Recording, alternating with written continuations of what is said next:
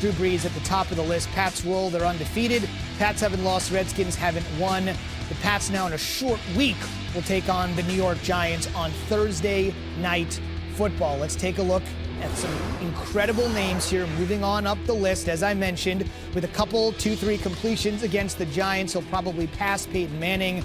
He'll still be a couple thousand yards behind Drew Brees. Now, that's the good news for the Pats. Everything is going great for them.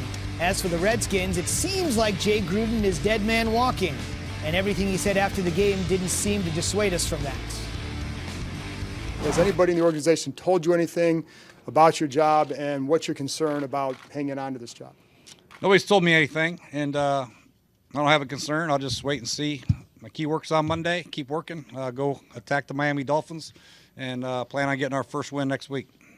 I've been provided ample opportunity to succeed around here. I got good players. I got a good staff. We just haven't produced on Sundays or Monday. I really care about Jay, and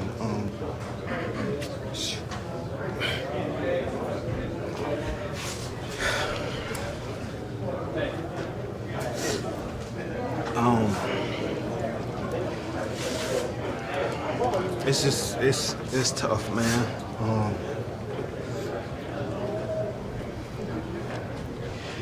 I feel like he was one of the guys that really believed in me,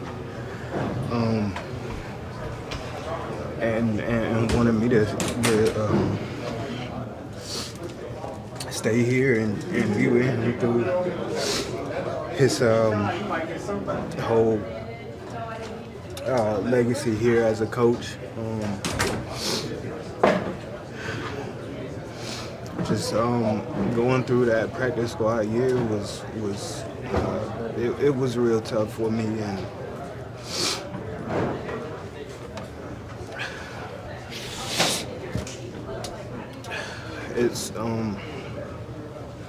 it's tough, man. Mike, how about that? Wow. It says something.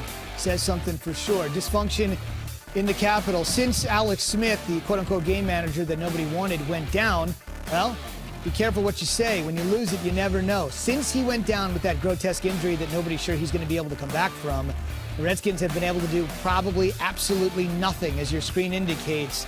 I'll tell you, how about the Redskins and the Dolphins? We're going to skip one next week. That might be the one to skip. Somebody's got to win it. That's true. That's true. Or it could be a tie, I guess. That'd be terrible. Speaking of winning today. 3, you got to wonder what's happening in Cincinnati as well. 0-5 this season. Worst start to a season since 2008. They started 0-8. 7 straight loss dating back to last season. That's the longest losing streak since they lost 10 in a row back in 2010. But as far as the winning team is concerned, how about that first W?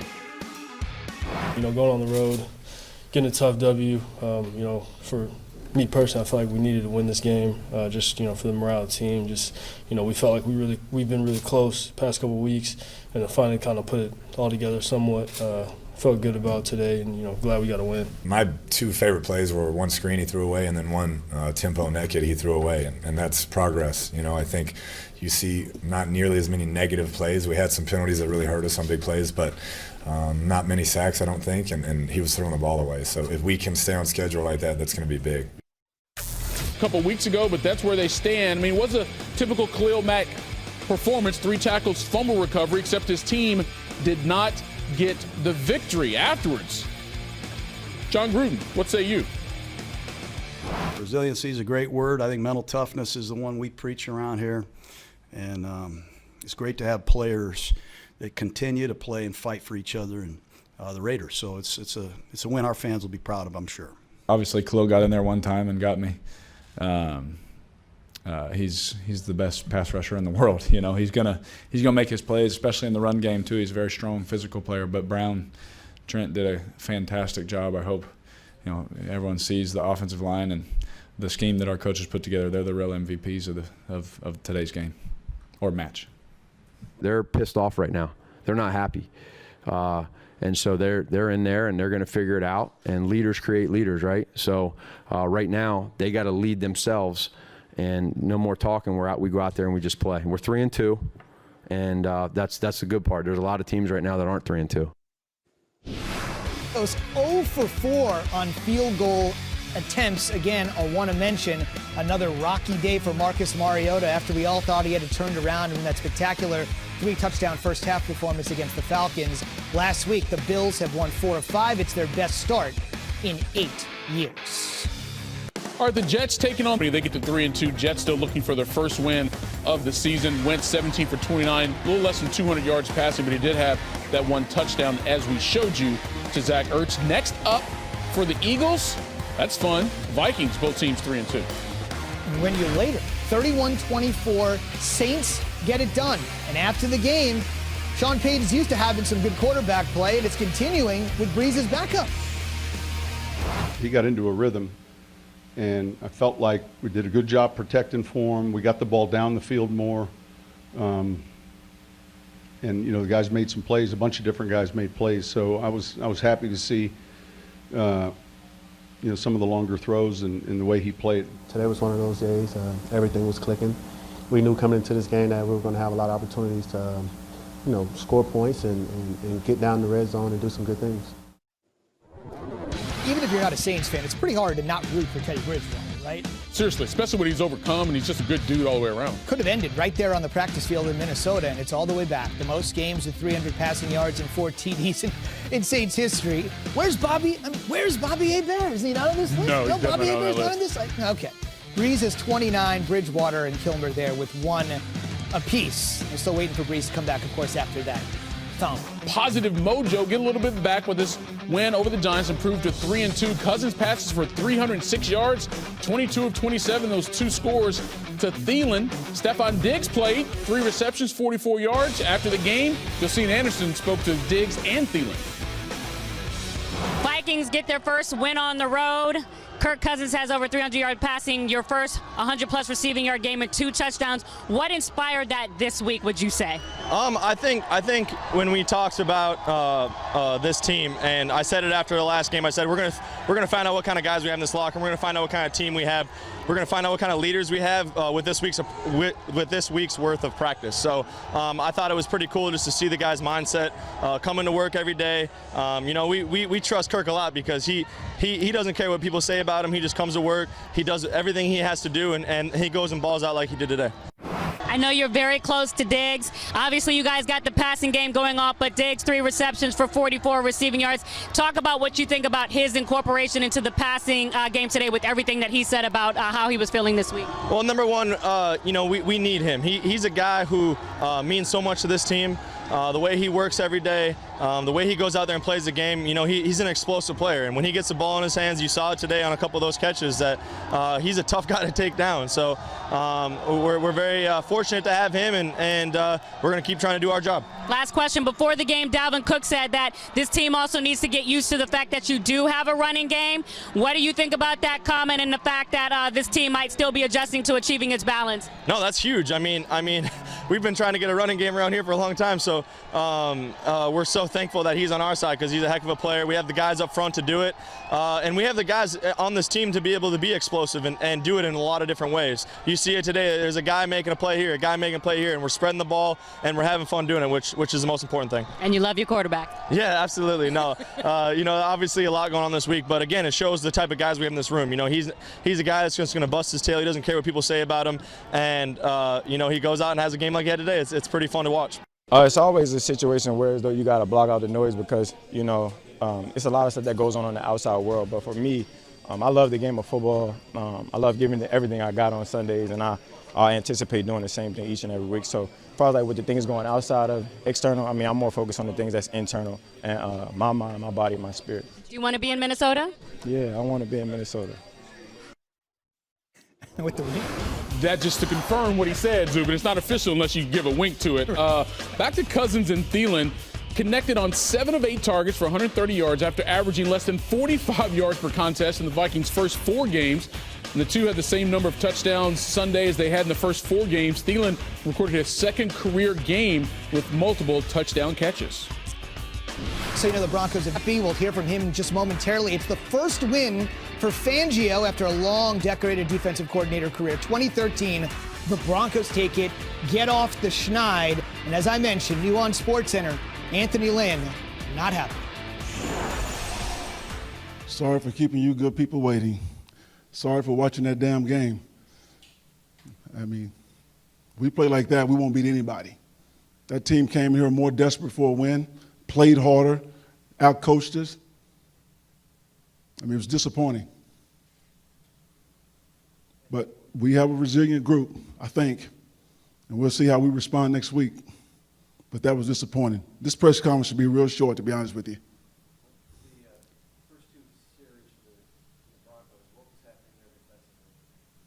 They went straight down the field and scored on our defense. They played faster, they played harder. What was that? Because I don't see the consistency right now, and that's my job, to get this team consistent. Come out and play at a certain level.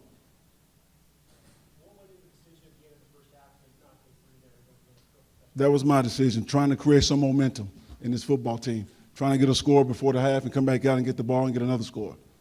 I gambled and I lost. I mean, there's been some frustrating games, not many, but there's been some.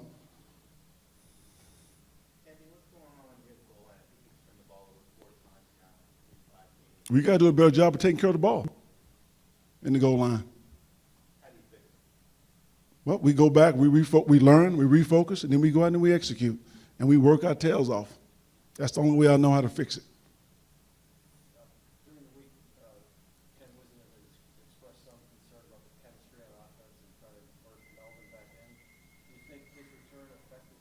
No, not at all. Not at all.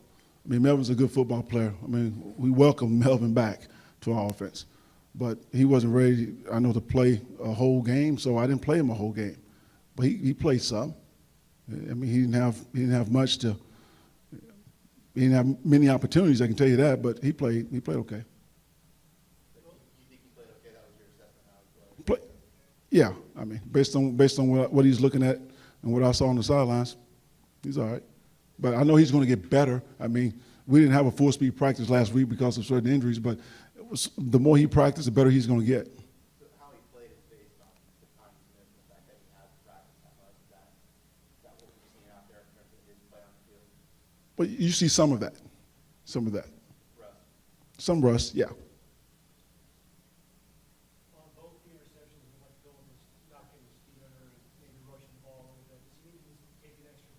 We'll watch the tape and we'll coach Phillip like everybody else, and we'll make the corrections. No updates on Pouncey yet, but he could not finish the game.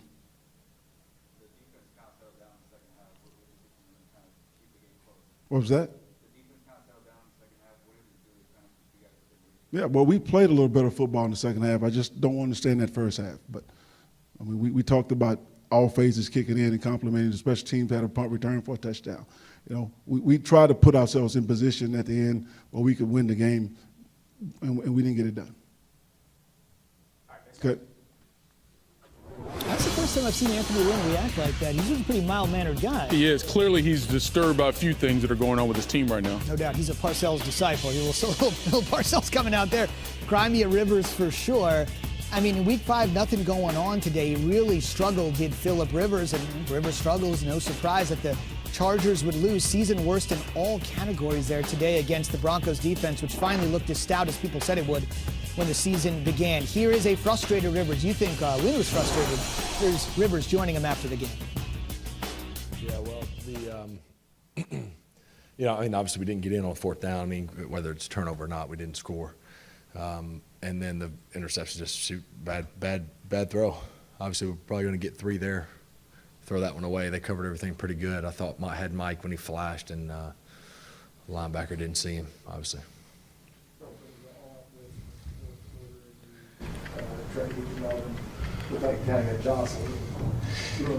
Yeah, he got bumped. I mean, that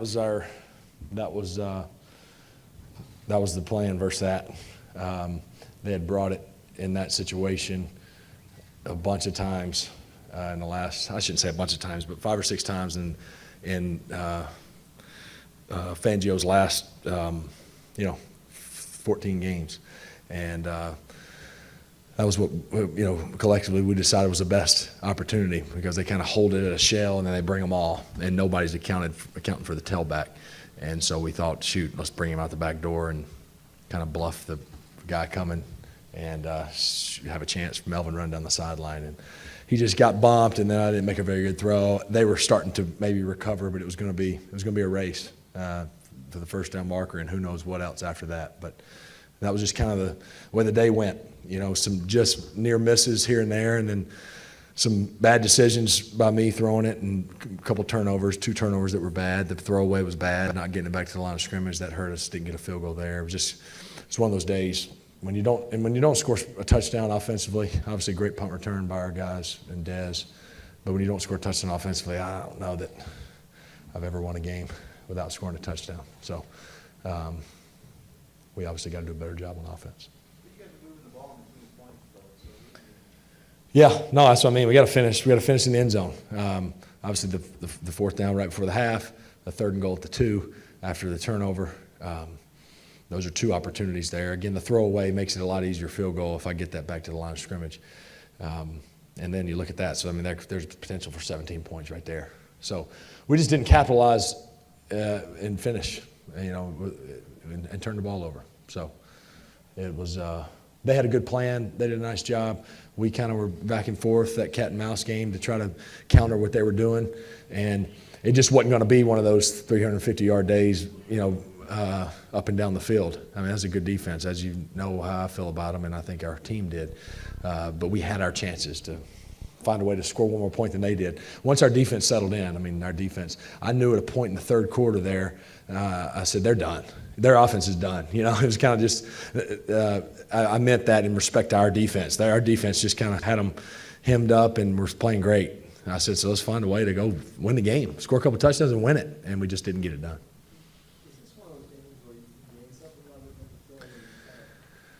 No, I think we gained something. I think I have a great deal of respect for the defense over there, both players and coaches. And I think obviously what Coach Fangio's done in his career in this league, and then what those players have done defensively over their careers, the combination of those guys and how they defended us, I think will be valuable to us because they had some success. And so we'll have to really take a look at it. And I think it's going to be a combination of what did they do to us that gave us problems, and then where can we just execute better? Because I think I'm going to look at it and go, gosh, I should have made this throw and that throw and this play. And if I just read it, I think there's going to be some plays we had that we didn't make. But again, credit to them for making it tough on us. So you had 32 completions, only for 211 yards. They're not giving you anything down the field, or it's not a large. Yeah, we had some things up this week. We wanted to take some shots, but they weren't going to give them to us. They did a nice job of kind of playing it, keeping it in front of them. We're about to have we had a few opportunities maybe. Obviously, we got the one pass interference that was almost going to be a huge play, and maybe a couple others down the field. But no, they did a nice job. And again, with that pass rush, and when you get behind, it makes it even tougher. And obviously, they're missing one of their key guys, but with 58 over there and those other guys, I thought our guys up front, considering being down and having to throw it more than we'd have liked to, did a nice job up front. So not too many late afternoon games today. That was one as the Broncos win for the first time. Full Cowboys-Packers post-game coming. We've got Tim Hasselbeck here. 25th year of Panthers football. One of the greatest coaches in Carolina Panthers history, John Fox, is here, and that's where we're going to begin. Yeah, because they're still trying to figure out how to win games without Cam Newton. Well, McCaffrey and the Panthers improved to 3-2 on the season. Again, 34-27. Kyle Allen in place of Cam Newton goes 17 for 30, 181. Minshew at 337 yards and 2 scores on 26 of 44. But again, the real star, Christian McCaffrey, what a day it was for him. And, he's put on the show so far this season, 866 scrimmage yards on the season. That's the second most through a team's first 5 games in NFL history, behind Hall of Famer Jim Brown hit 988 back in 1963. McCaffrey 237 on the day, matching the team's single game record that he set last season in Week 12. All right, so, John, from a head coaching standpoint, you're dealing with a huge injury, the loss of your quarterback, but when you have the running game headed by Christian McCaffrey, what does that do for your team going forward as you try to play through this absence? Well, Ron Rivera is a defensive-minded coach and has done a terrific job with the Panthers, and he knew just to lean on the young quarterback entirely is not the formula for success. So they rushed the ball today for 285 yards. Played good defense, played opportunistic defense, and that's a great formula to win in the National Football League. And I think some of the things that can help the young quarterback, and it's kind of hard to argue with their success right now. Yeah, you hand it to McCaffrey, give it to him, as you said, on a wheel route or whatever, jerk move, he's going to make it happen, and he did it today. All right, so that's a good win for the Panthers. Maybe the marquee game of the afternoon was the... Yes? Okay, Zubin, do this. Well, I'll tell you what.